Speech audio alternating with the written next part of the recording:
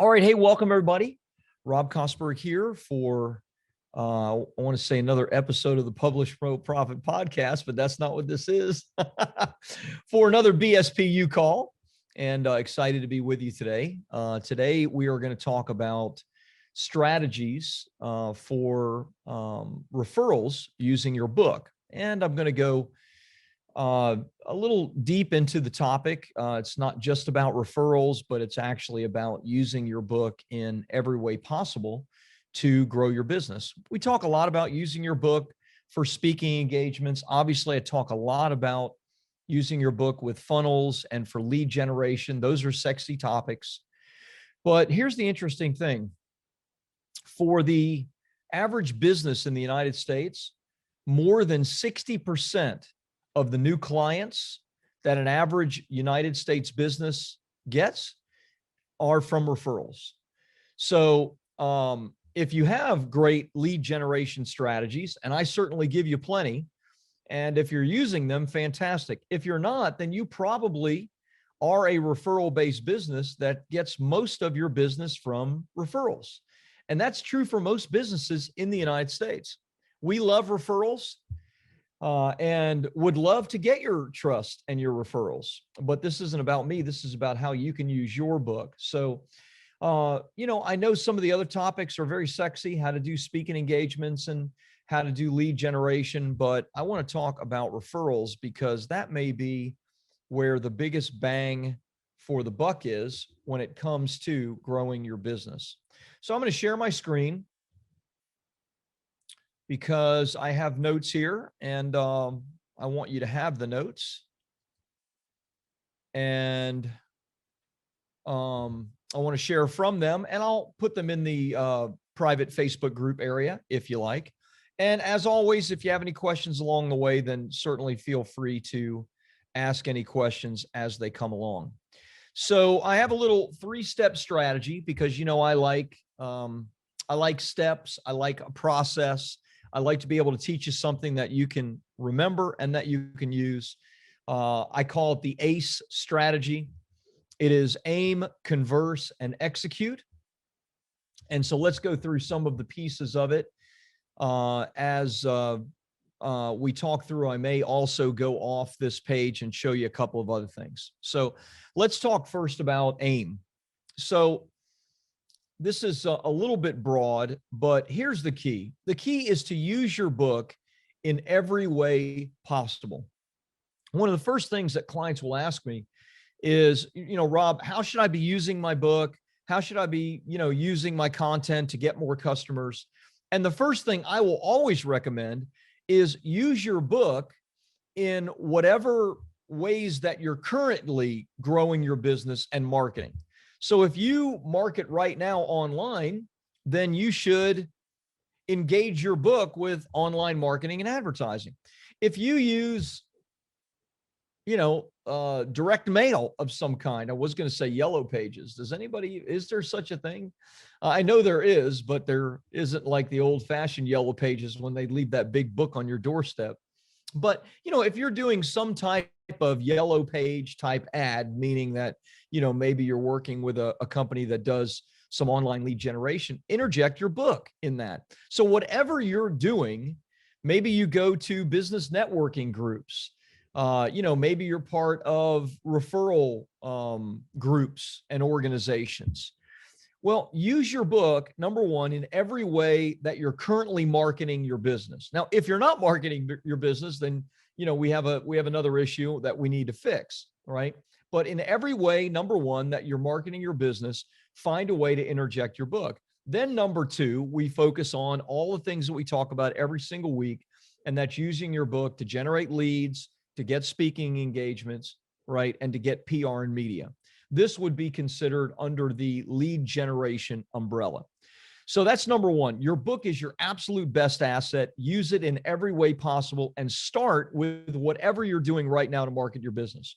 So what else would we want to talk about when it comes to aiming? Well, your past clients and your current clients statistically are 9 times more likely to buy from you than somebody that you meet and through some type of referral or some type of lead generation process.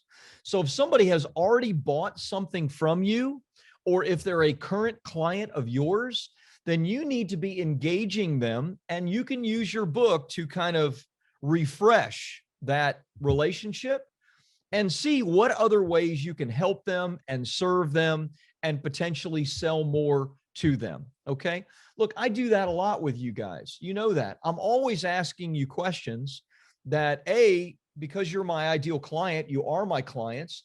I ask you questions about the market. Remember, just last week, I posted on the Facebook page and I asked you, okay, which one of these courses would you be most interested in? And I told you to rank them, number one, number two, number three. And you did that for me. Now, you did that because I was looking for some help when it comes to going to the cold market. But on a regular basis, I will create something new, or I'll be interested in creating something new. And before I do it, I ask you, is this something that you're interested in? Why do I do that? Because you're 9 times more likely to buy from me than someone that fills out a strategy session application. The same is true for your clients and your past clients. So the first thing you want to do is re-engage your past clients using your book. That's the first thing and the easiest thing. So if you have a list of, 20, 50, 100, 500 past clients, I would hope that you have that up to date and maybe have kept in contact with them in some way, but you should re-engage with them using your book. That's number one. Number two, you'll not only re-engage with your current and your past clients, but you'll engage with them because they know people that they can refer to you because they've had a good experience with you and they know people that are interested in the same things. So not only are you looking for business and to sell them more, help them more, but you're also looking, is there a way that I can be at the top of their mind when it comes to, a financial advisor, a ghostwriter, a book publishing, whatever it is that you do, you want to be at the top of their mind. Now, we're going to talk a little bit more about how to have that referral conversation because a lot of people are very uncomfortable with that. But remember, you want to use your book in every way possible. Number one, your past clients, re-engaging them, your current clients, re-engaging them for new business, but also referrals. Number two, joint ventures and affiliates. Joint ventures and affiliates. I had a conversation just the other day with a good friend of mine and somebody that I've worked with in the past where I have shared their information with my audience, my group. And Matt is a joint venture affiliate kind of mastermind guy. And I asked him, I said, is there a way that could be a great process for me to use, system for me to use to attract new clients into my business that's not paid advertising, finding joint ventures and affiliate partners that are interested and willing to present my offer to their marketplace. So we had an hour-long conversation. He's not cheap. He's $60,000 a year plus a percentage of everything that the affiliate sells, not to mention you have to pay for the affiliate. So it's expensive. But what he told me was, look, even within your own client base, as well as all the big referral partners that are out there, you have probably dozens and maybe even 100 or more people that absolutely would like to create an affiliate type relationship. Many of you ask me, hey, I want to refer your business, but is there something that can we be paid a referral fee or maybe, get something for that? And the answer is 100% yes, right? I would love to put you on a television show if you refer me a client or something like that. It shows my gratitude for that thing. And obviously it keeps me at the top of your mind. You want to do that exact same thing for people that could be joint venture and affiliate partners. These are not people that are your past or current clients. These are people that you could partner with and you want to build relationships with them, and you can use your book to do that. Number three, SOI is sphere of influence, your sphere of influence. So people right now that know people that need your help, right? I know people that know people that want to write a book. my wife is good friends with Renee Bayo, Scott Bayo's wife. And we became friends because we supported his charitable golf tournament and built a relationship over a number of years. And they're a very sweet family, no matter what negative things you hear about them on the news. He was a big supporter of President Trump, and so he got a lot of negative feedback about that. No matter what you think about our current president versus the past, I don't care about any of that stuff. I'm just talking about a relationship. Well, my wife on a regular basis refers people to me that I don't know that want to do a book. Scott wants to do a book. And so we're actually going to be meeting with them to see about the potentiality of doing a book together. Now, I'm using an example of my spouse, but she's in my sphere of influence. And so who is your sphere of influence that you have relationships with? They know what you do, but if you got them a copy of your book and maybe a couple copies of your book, that they would be glad to be an advocate for you and to pass that on to people that are interested in what you do and in your services. And then number 4, and by the way, this is not an exhaustive list. There's many, many other aiming points for you to use your book. But number 4 is some type of business groups. In the past, when I was in real estate back in the 90s, early 2000s, I was a part of BNI.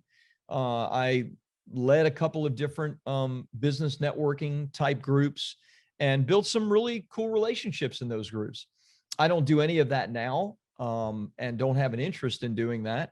But maybe in your business, you are in business type networking groups. Well, every single one of those people need to have at least one and probably multiple copies of your book so that they can pass that on to people that might need your services, right?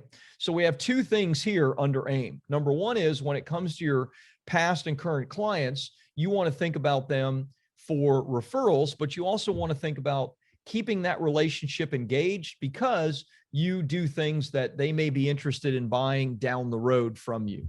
And then everything else, the joint ventures, the sphere of influence, the business groups, that's about setting up referral type relationships. So you want to take an aim, right? You want to make your list. You want to think through who are these people. You want to, have that list together so you can begin reconnecting with those people. After you do that, well, what do? Well, you converse. You want to start a conversation with them. Now, I know a lot of people are afraid of this referral conversation. And so I want to talk to you about what a referral conversation looks like with different types of people. Because if we can take the fear of that away and we can incentivize that relationship in the right way, and I'm not talking about paying them money. I'm talking about, giving them a personal interest in referring you, something even more important than money. Then we can set up a real referral-based business for you to where you're getting referrals on a regular basis.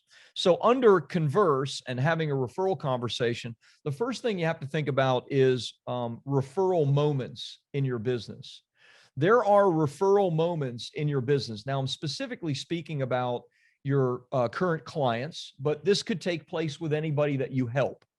So after we launch a book to bestseller, and if you've already had your book launched to bestseller, you'll know this.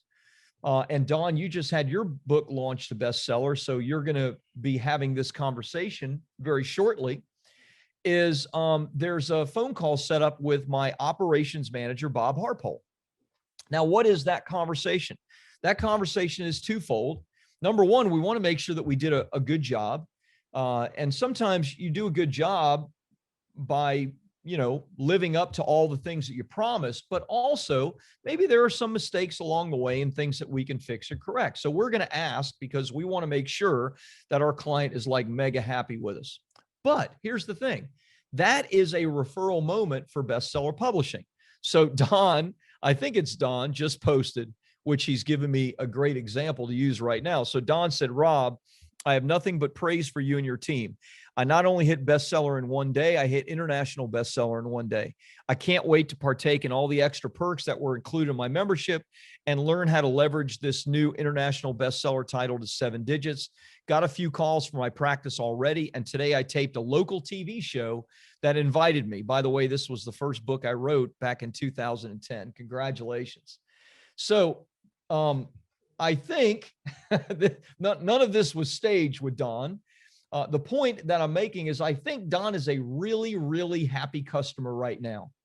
So wouldn't it be a good idea for someone on my team to have a conversation with Don, to hear Don's praise, and then say, hey, Don, who do you think maybe, in your practice, your clients, people you work with that want the same kind of results that we've just gotten for you? Okay, now let me break down that statement, because that statement is made in a specific way, okay, even though it sounded like it was very natural. Number one, it's a referral moment.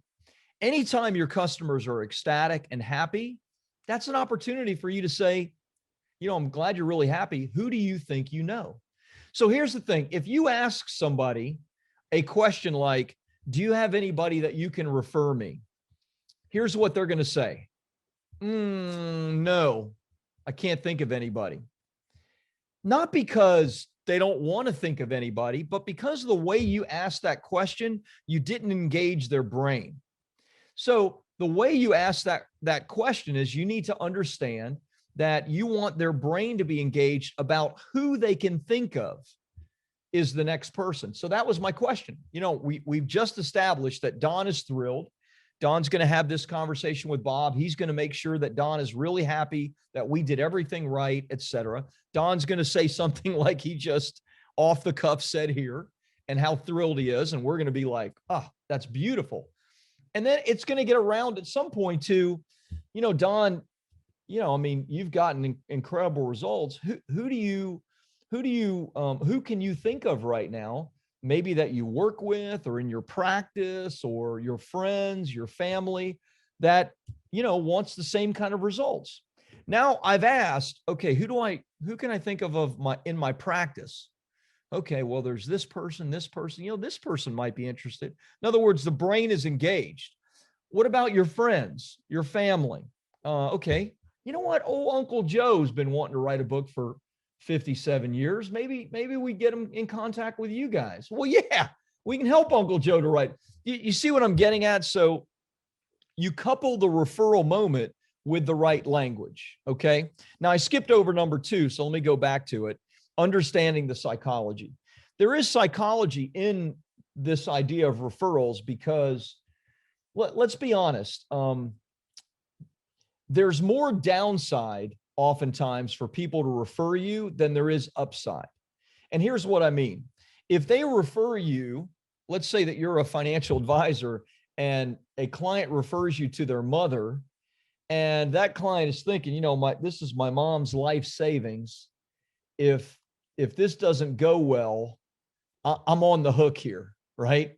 Like, my mom or my best friend or whoever, if you don't do a good job for them and I've referred you, that puts me in a really bad position. So there's a natural fear there that people have. So you want to try to remove that fear as much as possible. And you want to make it in their best interest to refer you. Now, what does somebody get when they refer you? The biggest thing they get, they're not getting anything financially unless you have a financial incentive. But what they're primarily getting is they're getting esteem and credibility. Now, don't look down on that currency, because to be esteemed and to be looked up to is a very, very high value currency. That is a type of currency. And so if they refer you to their mother, to their best friend, to their coworker, and their coworker then comes back and says, wow, dude, they're the best. Thank you so much for referring me to Rob. Rob did a great job for me. Then that gives you this great sense of esteem and accomplishment because somebody has listen to you, and they're praising you for what you've done. So you need to consider those things. Now, here's the cool thing. When you're a best-selling author on the topic and you're using your book to engage somebody because of a referral, you kind of remove that fear that the referring person has because you are the expert on the subject, right? So, for example, again, because I'm talking in the third person. So let's say that, Don wants to refer somebody to me, but he's like, I want to make sure that Rob does a good job. I can say, Don, let's do this. Number one, if you want to call him, that's great. I'd love for you to call him, but why don't I send you a few copies of my book and you can, pass my book on to them so they can on their own, right, read my book and see my expertise, my ability in this subject matter. And here's the thing, if Don says, oh, that'd be great, then terrific. And you send Don the book and he takes care of that. If Don, kind of like, oh, yeah, that sounds good. And you can kind of sense that Don's really busy and that may not be the easiest thing for him with his busy schedule. Here's what you can do. You can remove the work from them. That's number 4. And say, Don, let's do this. Give me their name, their mailing address, their email, their telephone number. And I'm not going to bug them or anything like that. Don't worry, but I'm going to send them my book on your behalf, right? I'm going to totally remove like the hassle from you. And I'm going to send the book on your behalf. And I'm just going to write a little note, a handwritten note. Hey, we just helped, our client Don become a bestseller. And Don mentioned that you might be interested in writing a book. So I told Don, hey, I'll send you a copy of my book on his behalf. And if there's anything I can ever do for you, then here's my contact information and you mail it out, right? And so all you're doing is you're removing the difficulty for Don to actually do that, and you're taking control of it. The next thing, and kind of last, is you want to reinforce referral behavior. Remember, what I'm talking about is not something that you do once or twice. This is a system that you're putting into practice, right? What did I tell you? I said, well, Don had a great call, a great book launch. And part of our system is the next step is Don is going to have a call with Bob, right? That's part of our system. And part of that is making sure we did do a good job for Don. And is there anything we can improve? And the other part is, maybe Don knows some people that wants the same kind of result that we got for him. This is part of a system. This happens over and over and over again with the 3 or 4 books that we launch every single week. If Don refers us somebody, man, we're going to call him. We're going to thank him. When we engage with that person, we're going to, send Don a gift. We're going to say, Don, thank you. That we want to reinforce that good referral behavior. We want Don to know that we appreciate that. So we aim, we then converse, and converse is both with the person that's going to be referring you clients, as well as eventually the person that is the referral, right? Last step, execute. Execute. And these are consistent steps. This is all about consistency, but consistent steps that you need to take. Number 1, when it comes time to send your book, priority mail it. It only costs a couple of dollars. You can even get one of those envelopes that looks like a FedEx type package, but really it only costs a few stamps. So it doesn't have to be overnight shipped to them for $15, but you can priority mail it for a couple of bucks and put it in one of those packages that makes it look like priority. And you want to send, number 1 to 3 books to the person that's going to refer you. And, or if you've been referred to somebody and you told Don, I'm going to send it out, then you send it out with that handwritten note and you send it out priority mail. Number 2, I mentioned it already, but you want to have a personal note. And I'd even say go as far as having a sticky note on it. And I've shared this 100 different times, but have a sticky note and let the sticky note be something that is specific to the book. Hey, just want to let you know, I signed the book for you. And you should check out chapter 7 because, you know, I heard a little bit about what your story is. It's amazing. And chapter 7, I talk about writing your story. Great. So personal note and or sticky note on the book. By the way, you should do this. Remember I said, use your book in every way possible. You should do this with everybody. I got referred. My wife and I collect art, and we're big fans of a local gallery that we walk to right down the street. And the artist who took my wife and I out to dinner said, hey, one of the other collectors wants to do a book, and I would love to get you guys in touch with each other. Now, this guy's a multimillionaire. He's my ideal client, and he connected us, which was fantastic. And what was the first thing I did? Send him a copy of my book, right? And put a sticky note on it. And I said, hey, you know, I heard about your story, I heard about what you want to write. Incredible. Here's a copy of my book, right? I want that in the hands of the people that I'm going to have a conversation with. Yes, the trust has been received because it's been, you know, from his trusted person to me, but I still want to build my own trust using the fact that I am an expert in the subject matter. All right, next steps when it comes to executing. You want to follow up with a call, and ideally you want an assistant following up with the call, and all they're going to do is confirm receipt of the book. Now, if this sounds familiar, then it's because it is, and that is, this is the exact same process for speaking engagements, right? When you send a book out to the association president who's in charge of the next upcoming association event, you're going to send a copy of your book, and ideally you're going to have your assistant call, and the assistant's just confirming receipt. Hi, Don's friend. I'm just calling because we sent you a copy of, we heard that you wanted to write a book, and we sent you a copy of Rob's best-selling book, Publish, Promote, Profit. I'm just asking, I just want to know if you received it. That's all, because we sent it priority mail. I want to make sure you received it. They say, oh, yes, I received it. In fact, I started reading it. It's great. That's fantastic. That's when the assistant can take the next step. Awesome.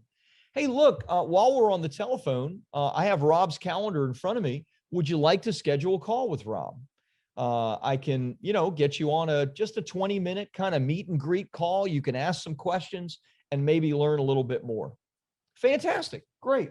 So what works better, this day or this day? In other words, the assistant has as first priority, I just want you to confirm you received it.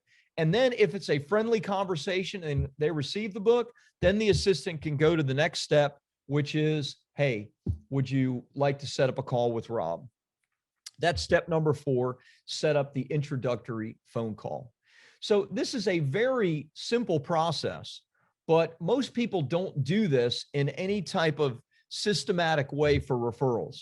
I'm telling you, if you added some systems around the getting of referrals, you can double, triple, quadruple the number of referrals you get, and you'll look like a rock star because you're sending out copies of your best-selling book. This is not an expensive strategy. If you have 100 clients and you got in touch with all 100 of them, and let's say all 100 of them wanted to refer you, so you send out 3 books to all 100 of them, so that's 300 books. Guess what?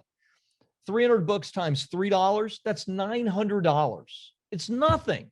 That's the cheapest way that you can get 20, 50, 100 potential clients from one just set of exposure of your book. So it's a great systematic way to bring people into your business on a regular basis via referrals. Now, let me mention one more thing, and that's the last thing you see down here, is you should have some type of indoctrination page or automated presentation. So this is what ours looks like. You guys have seen this because you've all been sent to it. Before we do a coaching call, we tell the appointment, hey, we want you to watch this video before we jump on a call, because what this video is going to do is this video is going to give you some understanding of what our process is. We want to spend more time talking about your book than we do talking about what we do. So please take some time, learn our process, learn a little bit about what we do. And then when we get on the phone together, we're going to talk about you and your book. Now, you need a page like this because what this automated presentation does is it further reinforces your credibility and your authority on the topic. And that's really what you want to do. Look, whenever you get on the phone with somebody, let's put it this way. I've gotten on the phone with people that are referred to me. And you know, when someone is referred to you, that's like gold, right? And so I am on my best behavior. And in fact, I don't even talk to anybody in a sales presentation unless they're referred to me. Those are the only people that I ever have a sales conversation with. And I'm not a very good salesperson anymore these days. I don't take them through this big process, right? I should do a better job at that. I don't recommend you even listening to what I just said, and make sure every one of those people go through a consultative sales process. Here's the point. I've had people get on the phone with me that are referred and say something like, okay, you know, tell me why you're better than this company. And I'm like, that's not what I do. You know, I mean, I'm not here to tell you why I'm better than XYZ. I mean, that's a dead call to me at that point. That's a waste of a slot. And why does that happen? That happens because, you know, the positioning is all wrong. And as I've told you from the very beginning, having your own best-selling book is about going from hunting for clients, which is chasing, to instead being the hunted, which is being the chased. And when someone says, okay, tell me why you're so good, and I've got to get up and do a little song and dance and routine, I'm chasing. I'm not going to do that. So an automated presentation coupled with your book really locks in your authority and who you are. And you're never, when you tell someone, look, let's get on the telephone, but I'm going to send you a copy of my book and I want you to watch this presentation. And you can see the page is more than just the presentation. We have a number of testimonials. We have case studies on the page. And then we have buttons for them to set an appointment. And many of you, of course, have seen this page. So the point of this page is to make sure that that conversation is framed appropriately. And it's framed in such a way that when they get on the phone with you, they know, okay, I'm dealing with the expert here. This is not about, okay, if they still need, 10 different proof points of why you're better than ABC, then you know what, that's maybe not a customer that you want anyway, right? And when you do this, you're going to have so many leads and opportunities, you can be discriminating when it comes to bringing on your next client. Okay. So these are the points. The point is, if you're not into the paid advertising route, you're not a speaking engagement person, whatever, or you just want to have a great referral strategy for your business, this is your strategy. Whether referrals are 100% of your client getting strategy or 11%, doesn't matter. You need to have a system in place to do it. And this is your system. It's ACE. It's AIM, using your book in every way possible. It's Converse, how to have a referral conversation. And then it's execution, consistent steps to take over and over and over again. And then as extra credit, having an indoctrination page or automated presentation that couples with your book and just solidifies your authority. So there you go. Oh, awesome.